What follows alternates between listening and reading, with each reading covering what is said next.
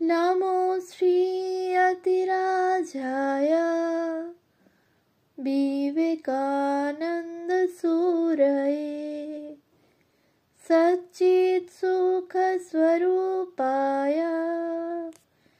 स्वामिने तापहारिणे।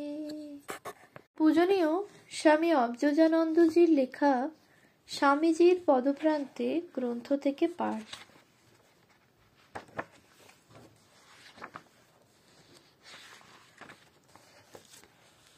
পৃষ্ঠা সংখ্যা 289। স্বামী সদানন্দ। যাহা হোক, জুন মাসেই তাহারা বরাহনগরে ফিরিয়া আসিলেন। 1891 নভেম্বরে মঠ যখন আলমবাজারে স্থানান্তরিত হয়, সদানন্দ তখন রামকৃষ্ণানন্দজি, প্রেমানন্দজি প্রমুখ শ্রী রামকৃষ্ণ সন্তানদের সঙ্গে নূতন মঠের কার্যে খুব পরিশ্রম করিয়াছিলেন।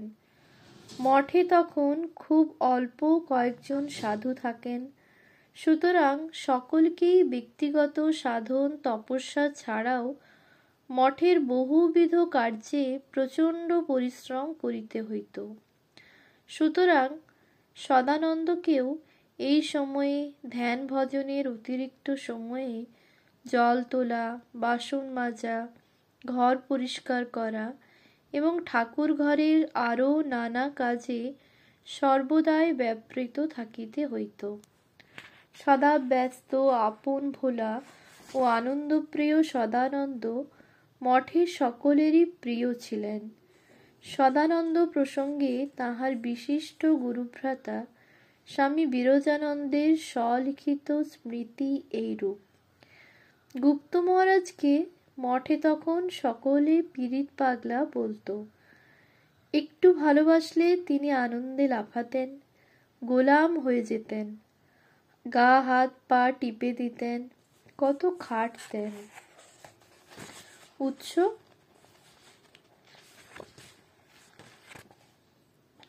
অতিথি স্মৃতি, স্বামী শ্রদ্ধানন্দ, উদ্বোধন কার্যালয়, 3য় সংস্করণ, পৃষ্ঠা 291।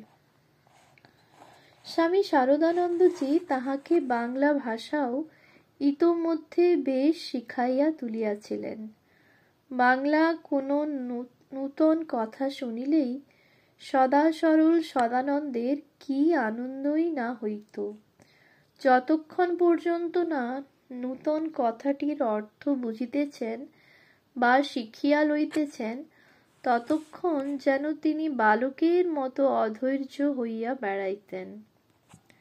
যাহা হোক, সবই ঠিক চলিতেছিল, কিন্তু বাংলার জল হাওয়া যেন তখনও তাহার ঠিক ধাতস্থ হইতেছিল না। বরাহনগর মঠ হইতেই যে ম্যালেরিয়া ধরিয়াছিল, উহাই যেন তাহাকে উত্তরোত্তর আরও শারীরিক দুর্বল করিয়া তুলিতেছিল। অবশেষে শারদানন্দজির উপদেশ অনুযায়ী তিনি কিছুকালের জন্য পশ্চিমে তাহার পূর্বাশ্রমের দিকে চলিয়া যান। গুপ্ত মহারাজের মাতা পিতা তখনও জীবিত ছিলেন। তাহাদেরই অনুরোধে সন্ন্যাসীপুত্র কিছুকালের জন্য পিতৃগৃহে থাকিতে সম্মত হন। যদুনাথ গুপ্তের জ্যেষ্ঠ পুত্র অধরচন্দ্র বহু পূর্বেই সংসার ত্যাগী হইয়াছেন। শরৎচন্দ্রও সন্ন্যাসী।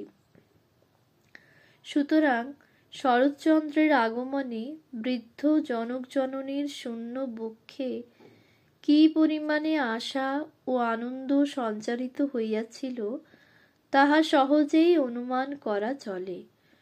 কিছুদিন পূর্বাশ্রমের বাড়িতে অবস্থান করিয়া গুপ্ত মহারাজ কনিষ্ঠ ভ্রাতার সহযোগে বৃদ্ধ মাতা পিতার সেবায় যত্নপর হইলেন। জল হাওয়া পরিবর্তন হওয়ায় সেই কালে তাহার নিজের স্বাস্থ্যেরও যথেষ্ট উন্নতি হইয়াছিল। এইভাবে জনক জননীকে শান্ত করিয়া অতঃপর তিনি সুস্থ দেহ মন লইয়া আবার আলমবাজার মঠে ফিরিয়া আসেন।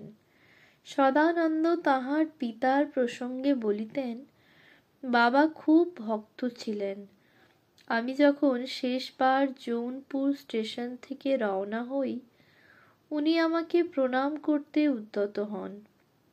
আমি বিশেষ বাধা দিয়ে বাবা করেন কি বলাতে তিনি উত্তর দিয়েছিলেন, বাবা শরৎ, তুমি যে সাধু। আলমবাজার মঠে সদানন্দের জীবনধারা পুনরায় উচ্ছ্বলিত গতিবেগে ছুটিতে থাকিল। তাহার হাস্যচপল অথচ অন্তর্মুখ প্রকৃতি এবং বালকবৎ দিলখোলা মেজাজ ও স্বল্পে সন্তুষ্টিভাব সকলকেই অতি সহজে মুগ্ধ করিত। তাহার জপনিষ্ঠা একটা অনুকরণীয় বিষয় ছিল। যখনই একটু সময় পাইতেন তখনই জপ করিতেন। গীতা, উপনিষদ ও বেদান্ত গ্রন্থাদি তিনি নিজে নিয়মিত পাঠ করিতেন এবং খুব নিষ্ঠার সহিত অন্যকে দিয়া পাঠ করাইয়াও শ্রবণ করিতেন। তুলসীদাসের রামচরিতমানস তাহার বড় আদরের ছিল। ইহার অধিকাংশই তাহার কণ্ঠস্থ ছিল। অন্যান্য ধর্মগ্রন্থের মধ্যে বাইবেলকে বড় শ্রদ্ধা করিতেন। আলমবাজার মঠবাসকালে এক সময়ে তিনি কিছুকাল নিয়মিত বাইবেল পাঠ করিতেন। ঘনিষ্ঠ কেহ কাছে আসিলে তাহাকেও বলিতেন বাইবেল পড়িয়া শুনাইবার জন্য, আর তিনি সাশ্রুনেত্রে নীরবে বসিয়া বাইবেল-উক্ত কাহিনীগুলি শুনিয়া যাইতেন এবং ধ্যান করিতেন। স্বামীজি তখন ভারতে এবং বিদেশে বিভিন্ন স্থানে পরিভ্রমণ করিতেছেন, কিন্তু পত্রাবলী পাঠে দেখা যায় শিষ্য সদানন্দের প্রতি তাহার কি টান। তাহার গুরুভ্রাতাদের নিকট লিখিত নানা চিঠির মধ্যে সদানন্দের একটু কুশল বার্তার জন্য স্বামীজি কতই না আগ্রহ প্রকাশ করিয়াছেন। শিষ্যের যোগ্যতা ও শক্তি সম্পর্কেও তদীয় আচার্যের ধারণা কত উচ্চ ছিল তাহাও ওইসব বিভিন্ন পত্রের ভাষায় ব্যক্ত হইয়াছে। আলমবাজার মঠে গুরুভ্রাতাদের উদ্দেশ্যে লিখিত একখানি উদ্দীপনাপূর্ণ চিঠিতে লিখিয়াছিলেন, আমি মরি আর বাঁচি, দেশে যাই বা না যাই, তোমরা ছড়াও, প্রেম ছড়াও, গুপ্তকে এই কাজে লাগাও। উৎস পত্রাবলী, স্বামী বিবেকানন্দ, উদ্বোধন কার্যালয়, ৪র্থ সংস্করণ, পৃষ্ঠা ২৩৮।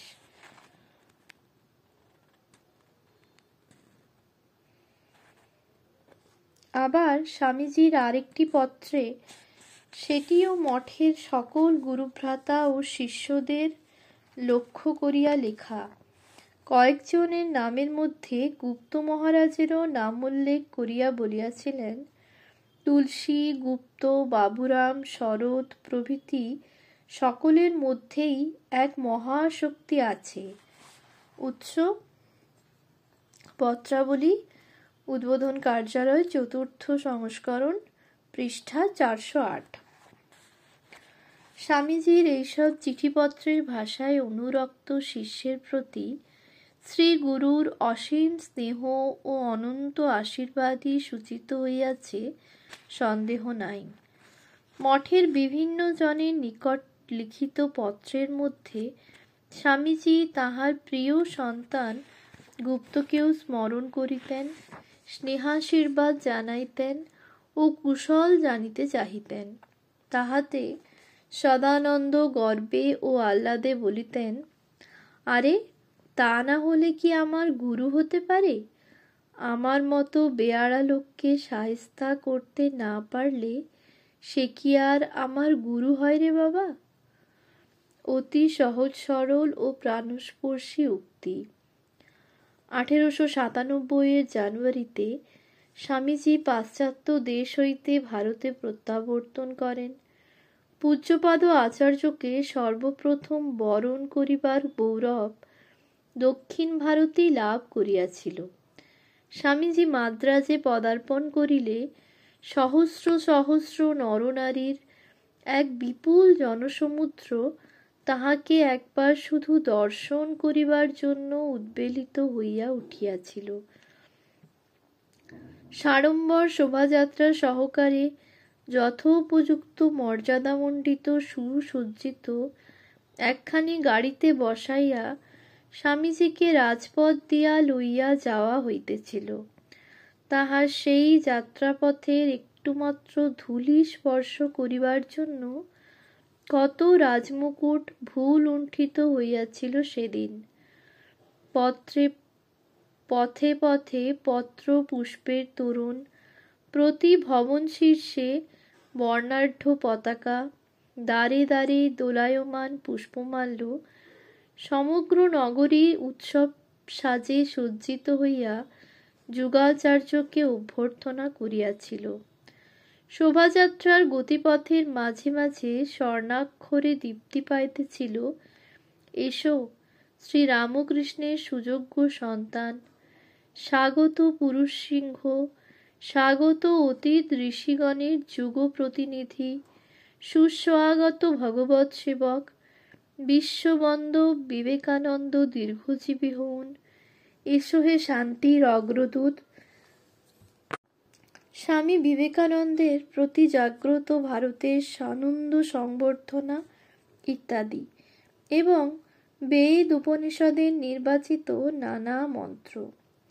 রাজপথের দুই ধারের গৃহগুলির দ্বারে, জানালায়, অলিন্দে ও ছাদে অগণিত দর্শনার্থী যুক্ত করে দাঁড়াইয়াছিল। যত বড় সম্মানিতই হউন, কোনো মানুষের অভ্যর্থনার জন্য এই হেন সমারোহ মাদ্রাজবাসী পূর্বে কখনো দেখেন নাই। লক্ষ কণ্ঠে জয়ধ্বনি ও অবিরাম পুষ্পবৃষ্টির মধ্যেও সহসা স্বামীজি কেন যেন কাহারও দিকে তাকাইয়া বিচলিত হইয়া পড়িয়াছিলেন। অজস্র মানুষের মধ্যে অতি প্রিয়জন কাহারও প্রতি অকস্মাৎ তাহার দৃষ্টি পতিত হইয়াছিল নিশ্চয়ই। সকলে সবিস্ময়ে দেখিলেন, এসো এসো সদানন্দ বাপ আমার, এদিকে এসো বলিয়া স্বামীজি উচ্চৈঃস্বরে কাহাকে আহ্বান করিতেছেন। গাড়ি থামাইয়া সদানন্দকে তুলিয়া লইয়া পরম স্নেহে তিনি নিজের পাশে বসাইয়া চলিলেন। স্বামীজির অভূতপূর্ব এই সংবর্ধনা স্বচক্ষে দর্শন করিবেন বলিয়া সদানন্দ মাদ্রাজে গিয়া উপস্থিত হইয়াছিলেন। শিষ্যবৎসল স্বামীজির তীক্ষ্ণ স্নেহদৃষ্টি কিন্তু ওই বিশাল জনসমুদ্র ঠেলিয়া নিজ সন্তানকে ঠিকই খুঁজিয়া বাহির করিয়াছিল।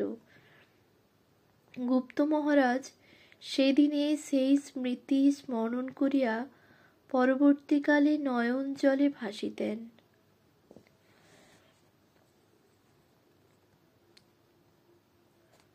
ওম শান্তি শান্তি শান্তি। হরি ওম।